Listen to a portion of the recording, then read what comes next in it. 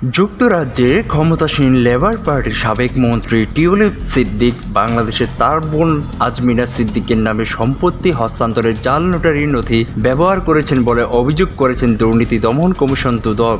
বাংলাদেশ সরকারের মালিকানাধীন জমির অবৈধ বরাদ্দের বিষয়ে চলমান তদন্তে এই বিষয়টি উঠে এসেছে। দুদক বলছে, বাংলাদেশের সাবেক প্রধানমন্ত্রী শেখ হাসিনার বোন শেখ রেহানার মেয়ে টিউলিপ সিদ্দিক তার রাজনৈতিক প্রভাব ব্যবহার করে ঢাকার পূর্বাঞ্চল নিউ টাউন প্রকল্পে সরকারি প্লট নিজের এবং তার পরিবারের জন্য দখল করেছেন। রাষ্ট্রীয় মালিকানাধীন জমির অবৈধ বরাদ্দের সুবিধা নিয়েছেন।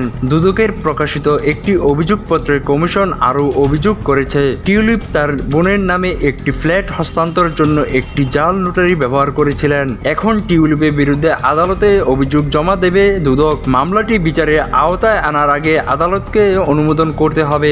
যুক্তরাজ্যে টিউলিপের ফ্ল্যাটের মালিকানা সহ নানা দুর্নীতি নিয়ে ফিনান্সিয়াল টাইমস প্রথম খবর প্রকাশ করে, যার জেরে রাজনৈতিক চাপে মুখে গত জানুয়ারিতে মন্ত্রিত্ব ছাড়েন তিনি।